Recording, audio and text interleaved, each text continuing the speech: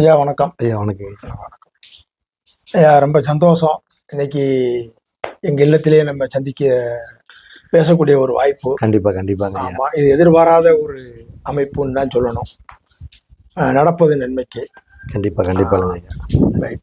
ஆனா இப்ப இந்த வாஸ்து பார்த்துக்கிட்டே வர்றீங்கல்ல. ஆமாங்க ஐயா. இந்த பூஜை ரூம்பு அப்படிங்கிறது எப்படி இருந்தா நமக்கு நல்லது, எப்படி இருக்கக்கூடாது அப்படிங்கிறத விட எப்படி இருந்தா நல்லது?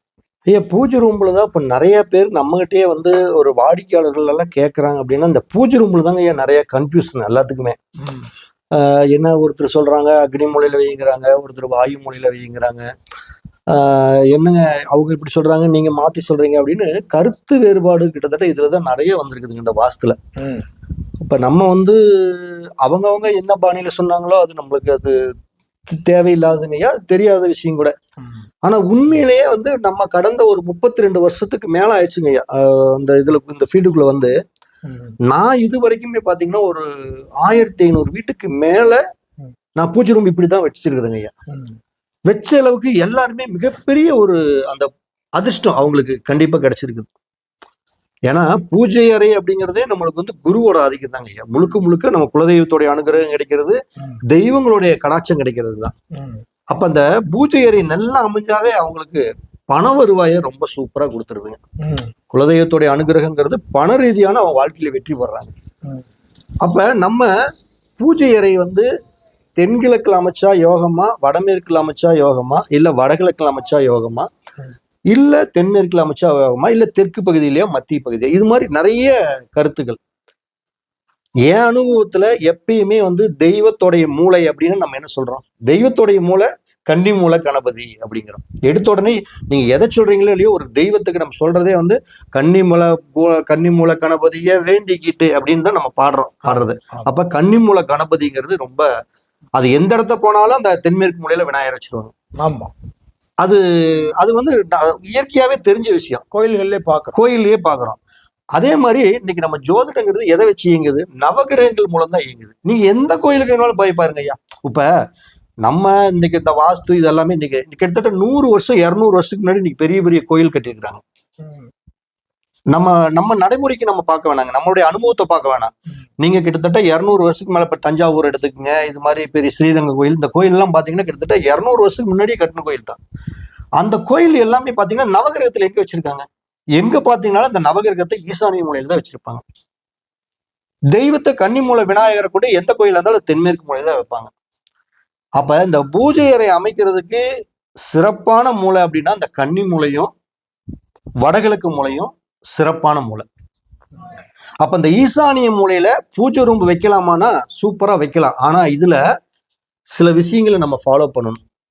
ஏன்னா ஈசானன் மூளை அப்படிங்கிறது வந்து ஈசனுக்கு உரிய மூளை. சுத்தபத்தமா ரொம்ப மெயின்டைன் பண்ணணும். அந்த மூளையை மெயின்டைன் பண்றதுன்னா கம்பல்சரி விளக்கு அட்லீஸ்ட் எரிஞ்சிக்கிட்டே இருக்கணும். ஒரு நாள் எங்கேயா வெளியே போயிட்டோம் அப்படின்னா அது ஒரு பெரிய பாதிப்பு இல்லை.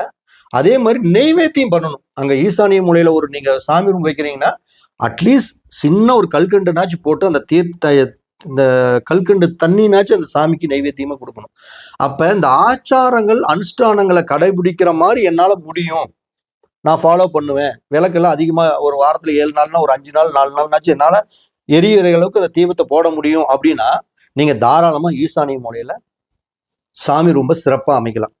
என்ன ஈசானிய மூலையில சாமி ரூம் அமைக்கிறோம்னா எப்பயுமே நம்முடைய போட்டோக்களை எல்லாம் கரெக்டா அமைக்கணும். ஈசானிய மூலையில சாமி ரூம் அமைக்கிறோம்னு சொல்லிட்டு ஆணுடைய தெய்வங்களுடைய படத்தை பூரா கிழக்கு பாக்குற மாதிரி வைக்கணும், பெண்ணுடைய தெய்வங்களை எல்லாம் வடக்கு பாக்குற மாதிரி வைக்கணும். இது மாத்தி அமைச்சிடக்கூடாது. ஈசானிய மூலையில நான் போய் சாமி ரூம் அமைச்சிட்டேன்னு மேற்கு பார்த்து போட்டோ வைக்கிறது, தெற்கு பார்த்து போட்டோ வைக்கிறதெல்லாம் வைக்கக்கூடாது.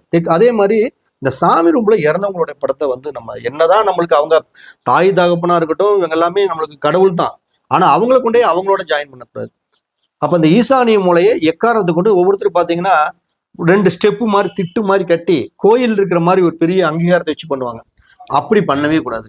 எப்பயுமே தர மட்டத்துல அந்த இடத்த வந்து ஒரு சின்ன கல் சிலை வைக்க கூடாதுங்க. அதே மாதிரி நம்ம ஒரு போட்டோ எல்லாம் வச்சு சின்ன விக்கிரகங்களை வச்சு அதுக்குண்டான நெய்வேத்தியம் பண்ணோம்னா அது அவங்களுக்கு நல்ல அதிர்ஷ்டத்தை கொடுக்கும்.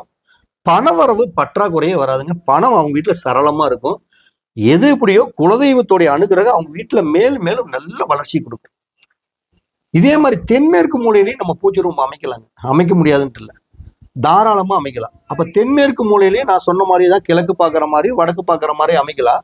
இந்த தென்மேற்கு மூலையில பூஜை ரூம் அமைச்சாலுமே அந்த வீட்டுல தெய்வம் வந்து எப்பயுமே உட்கார்ந்துக்கும், நகத்தை விட்டு நகராது. ஏன்னா தென்மேற்குங்கிறது ஒரு ஸ்டாண்டர்டா உட்காரக்கூடிய இடம். தெய்வம் வந்து உட்கார்ந்துச்சுன்னா நல்லா கெட்டியா நம்ம பிடிச்சிக்கணும். இது சூப்பரான ஒரு விசேஷங்க. அதே மாதிரி வீட்டுடைய இந்த சென்டர் பகுதிங்கிற பாத்தீங்களா, தெற்கு பகுதி மேற்கு பகுதி, இந்த சென்டர் மையம். ஒரு வீடு ஒரு 40 அடி இருக்குது அப்படின்னா அந்த 20 அடி சென்டர்.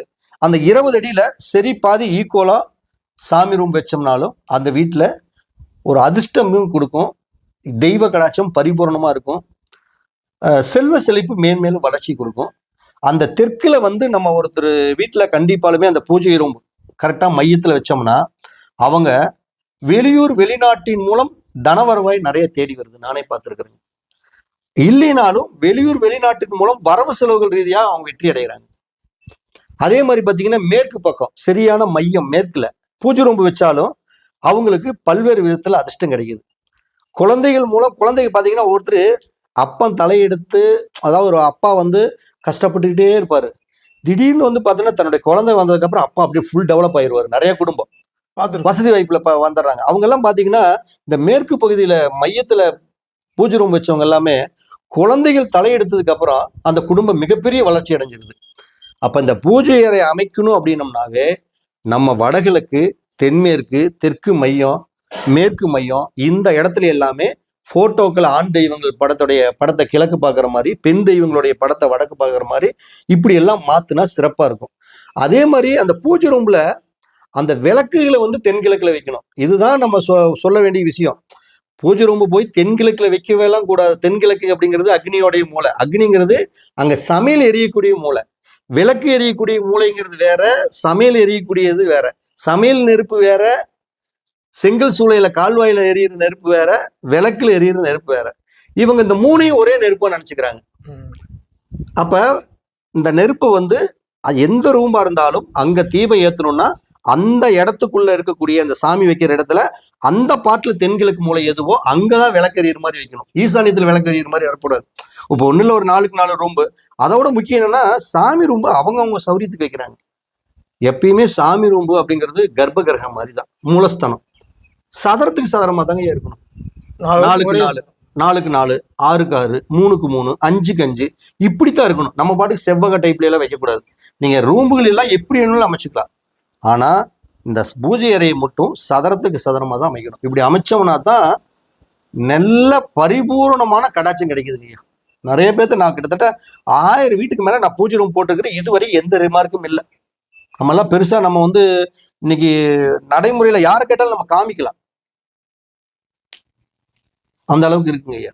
ரொம்ப சந்தோஷம். இப்ப நீங்க சொல்றத வச்சு இப்ப நம்மளே வந்து அந்த பூஜை ரூம்ல அந்த இடத்துக்கு எங்க விளக்கு வைக்கணுங்கிற ஒரு விஷயத்த, அதுதாங்க விளக்கு வைக்கணுங்கிறதுக்காக நீங்க வந்து பூஜை அறை வந்து அக்னி மூலையில் நிறைய யூடியூப்ல எல்லாம் சொல்றாங்கல்ல, அக்னி மூலையில் இருக்கணும். அக்னி மூலையில் இருக்கிறதுக்கு விளக்கு எரியக்கூடாதுங்க.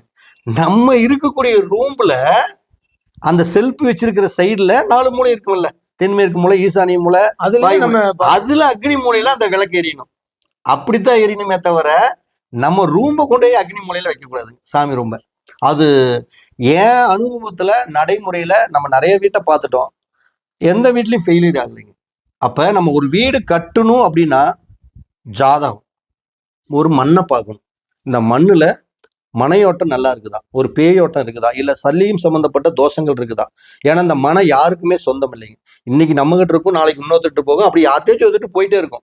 அப்ப அந்த மனையில வந்து ஏற்கனவே அந்த பூமிக்குள்ள ஏதாச்சும் தேவையில்லாத தீய சக்திகளுடைய பொருள்கள்லாம் இருக்குதா அப்படிங்கிறதுக்காக நம்ம அந்த ஒரு பிரச்சனத்தை போட்டு பார்த்தா தான் அந்த விஷயங்கள் தெரியும். அதுக்கப்புறம் ஒரு வீட்டுடைய ஜாதகத்துல யார் லேண்டோட ஓனரோ அவங்களுடைய ஜாதகத்தை பார்த்துதான். இன்னைக்கு நிறைய பேர் பாத்தீங்கன்னா வீடு ஆரம்பிக்கிறதே தப்பான நேரத்துல ஆரம்பிச்சுட்டு வீடு நடக்காம போய் நின்று போயிடும். அப்ப வந்து என்னன்னா, பாருங்க நான் ஒரு ஜோசி இவரை கேட்டேன், வீடு ஆரம்பிச்ச இப்ப நின்று போச்சுன்னு. அப்ப என்னன்னா, நம்ம ஆரம்பிக்கிறது நல்ல நேரமா வீடு வேலை நடக்கிற மாதிரி புத்திகள்ல வேலையை ஆரம்பிக்கணும். இப்படி எல்லாம் ஆரம்பிச்சு ஒரு சரியான ஒரு அளவுகள், வாஸ்து, மனையடி சாஸ்திரம், இப்படி எல்லாம் வந்து ஒரு வீட்டை நம்ம கண்டிப்பா அமைச்சோம்னா அந்த வீட்டுல ஏறுமுகமான வாழ்க்கை தாங்க ஐயா. இப்ப அதே மாதிரி உங்கள்கிட்ட ஒரு கேள்வி என்ன கேட்டீங்கன்னா, அந்த இப்ப நீங்க சொல்றீங்கல்ல அந்த சமையல் அறை, அந்த சமையல் அறை அப்படிங்கிறது வந்து சில இடங்கள் நாங்க பார்க்கும்போது தவறுதலா வந்துருது. சோ அந்த மாதிரி தவறுதலா வர்றதுங்கிறத நம்ம உடனே மாத்துறது நல்லது, அப்படித்தானே ஐயா? கண்டிப்பாலுமே இப்போ வந்து சமையல் அப்படின்னாவே நம்மளுக்கு வந்து முதல்ல எல்லா மூலையுமே நம்மளுக்கு தலை சிறந்த மூளை தாங்க ஐயா. சமையல் தான் ஒரு மனுஷனுடைய வாழ்வாதாரத்துல, ஒரு குடும்பத்துல வந்து சாப்பாடு ஆக்கி ஒரு குடும்பத்தோட சாப்பிட்டு ஒரு நிம்மதியா வாழக்கூடிய ஒரு இடம். அப்ப நான் சொல்லிக்கிறேன் எப்பயுமே, ஒரு திசைக்கு அதனுடைய எதிர் திசை வந்து அண்ணன் தம்பி மாதிரிங்க. இப்ப தென்மேற்கு மூலை அப்படின்னா அந்த வடகிழக்குங்கிறது தம்பி மாதிரி, ஒரு அப்பானா மகன் மாதிரி, அவங்களுக்குள்ள ஒரு ரிலேஷன்ஸ் அப்படி ஒன்றி ஒரே மாதிரி தான் இருக்கும். இவருடைய எண்ணங்களும் அந்த எதிர் திசையோட எண்ணங்களும் கிட்டத்தட்ட ஒரு 75% ஒண்ணுக்கு ஒன்னா மாதிரி தான் இருக்கும். அப்ப அந்த சமையல் அப்படின்னாவே முதல்ல எல்லாத்துக்குமே தெரியும், பஞ்சபூதங்கள்ல சமையல் நெருப்பு, அது அக்னி தத்துவம். அந்த அக்னி இருக்கக்கூடிய தத்துவத்துக்கு உண்டான மூளை எது? தெற்கும் கிழக்கும் சந்திக்கக்கூடிய அந்த தென்கிழக்குங்கிறது தான் அக்னியுடைய தத்துவம். அப்ப இந்த அக்னி தத்துவத்துல சமையல் ரூம் நம்ம அமைக்கலாம் தென்கிழக்கு மூலையில. இதனுடைய எதிர் திசை அப்படிங்கிறது இன்னொரு, அவனும் ஒரு அப்பா மகனுக்குள்ள ஒரு ரிலேஷன் அப்படின்னு, அண்ணன் தம்பிக்குள்ள ஒரு ரிலேஷன் அப்படிங்கிறப்ப அதனோட எதிர் திசைங்கிறது வடமேற்கு மூலை. அப்ப அந்த வடமேற்கு மூலையிலையும் கண்டிப்பாக நம்ம சமையலறையை அமைக்கலாம். சமையலறையே அமைக்க கூடாதுங்கிறது வந்து தென்மேற்குலையும் வடகிழக்குலையும் சமையலறையை அமைக்கக்கூடாது. அமைச்சா ஒரு அதிர்ஷ்டம் கிடைக்காது. இப்ப இதுல இவங்களுக்குள்ள நம்ம ஒற்றுமைன்னு சொல்லிட்டோம், ஆனா அதுலயும் ஒரு தொடர்பு இருக்குது. நீங்க கிழக்கு பார்த்த வீடு, மேற்கு பார்த்த வீடு, தெற்கு பார்த்த வீடு, வடக்கு பார்த்த வீடு, இந்த 4 திசை வீட்டுகளுக்குமே நம்ம அக்னி மூலையில சமையல் ரூம் வச்சுக்கலாம். எப்பயுமே நம்ம சமையல் பண்ணோம்னா நம்முடைய கண்கள் எப்பயுமே சூரியனை பார்க்கணும், கிழக்கு பார்த்து தான் சமையல் பண்ணணும்.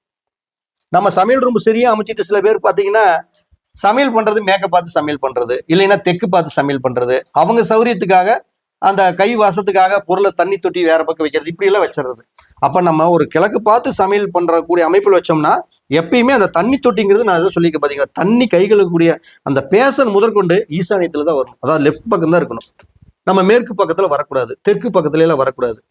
அப்ப ஒரு இந்த சாமி ரூம் அமைக்கிறதுல இந்த 4 திசை வீட்டுக்குமே ஈசானியம் இந்த மூலையை தவிர்த்து, தென்மேற்கு மூலையை தவிர்த்து அக்னி மூலை சிறந்ததுங்க.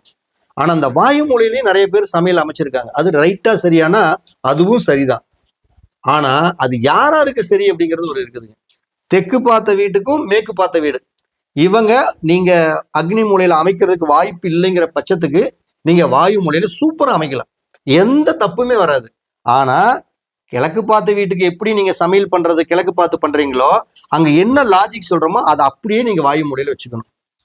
அப்ப வாயு மூலை சிறந்தது, அது தெற்கு பார்த்த வீட்டுக்கும் மேற்கு பார்த்த வீட்டுக்கும் சிறந்தது. நீங்க வாயு மூலை நான் சிறந்ததுன்னு சொன்னதுக்காக நீங்க போய் கிழக்கு பார்த்த வீட்டுக்கு வாயு மூலையில சமையல் ரூம் அமைக்கக்கூடாது, வடக்கு பார்த்த வீட்டுக்கு அமைக்கக்கூடாது. அப்படி அமைச்சா அது தப்பு. அப்ப இந்த சமையல் அமைக்கிறதுலயே வந்து நிறைய கருத்து வேறுபாடு இருக்குங்க ஐயா. இதை வந்து நம்ம சரியா பண்ணணும். அதே மாதிரி சமையல் ரூம்ல எல்லாம் எந்த பொருள் எடுத்தாலும் சரி, வெயிட்டை ஏத்துறது போறாம தெற்கு மேற்குல தான் வெயிட்டை ஏத்தணும். அதான் ரொம்ப முக்கியம். அதான் முக்கியம். நம்ம பாட்டுக்கு வந்து ஒருத்தர் வீட்டை பார்த்தோம்னா நம்மளே போய் பார்ப்போங்க, சமையல் ரூம் கரெக்டா இருக்கும். வடக்கு பக்கத்துல இப்படி சமையல் பண்ணிட்டு டக்குன்னு பொருள் எடுக்கிறதுக்காக, ஒட்டாங்கையில டக்குன்னு எடுக்கிறதுக்காக ஈசானி மூலையில செல்ஃப் 4 ஸ்லாப் 5 ஸ்லாப் போட்டு வச்சிருவாங்க. போய் வெயிட் பூரா இங்க போயிடும், ஈசானி மூலையில வெயிட் ஏறிக்கும். அப்ப நீங்க சமையல் ரூம் சரியா அமைக்கிறது முக்கியம் இல்லை, அதுல அங்க வைக்கக்கூடிய அந்த பொருள்களை எல்லாம் கரெக்டா அமைக்கணும். அந்த தெற்கு மேற்கு சார்ந்த இடங்கள்ல தான், அந்த தென்மேற்கு இந்த சைட்ல தான் நீங்க வைக்கக்கூடிய இந்த பருப்பு எண்ணெய் போனது வந்தது ஜாமான வெயிட் ஏத்துறது போற அந்த மூலையில தான் வைக்கணும். இதுக்கு மாத்தி அமைச்சாலும் தப்பு தான். அப்ப நம்ம இந்த வாஸ்துங்கிறதே பஞ்சபூதங்களோட தன்மை தான். நிலம், நீர், நெருப்பு, காற்று, யாராரா கரெக்டா நம்ம எந்த இடத்துல ஹேண்டில் பண்ணி உட்கார வச்சு நம்ம செயல்படுத்தினோம்னா கண்டிப்பா அந்த பஞ்சபூதம் நம்மளுக்கு ஏதாச்சும் ஒரு விதத்துல காப்பாத்திக்கிட்டே இருக்கும். இப்படி எல்லாம் ஒரு பஞ்சபூதங்களுக்கு தகுந்த மாதிரி நம்ம வீட்டை கட்டினோம்னா மிகப்பெரிய குபேரன் ஆகலாங்க. அதுல எல்லாம் எந்த மாற்றமே இல்லை. கண்டிப்பா ரொம்ப சந்தோஷம். சரிங்க, ரொம்ப சந்தோஷம். உங்களுடைய கருத்துக்கள் வந்து எளிமையாகவும் இருந்தது, ரெண்டாவது வந்து எல்லாருக்கும் புரிஞ்சுக்கிற மாதிரி இருந்தது. ரொம்ப சந்தோஷம். சந்திச்சு உங்களோட ஒரு சிறு கருத்து உரையாடல். சரிங்க, ரொம்ப நன்றிங்க, ரொம்ப நன்றிங்க.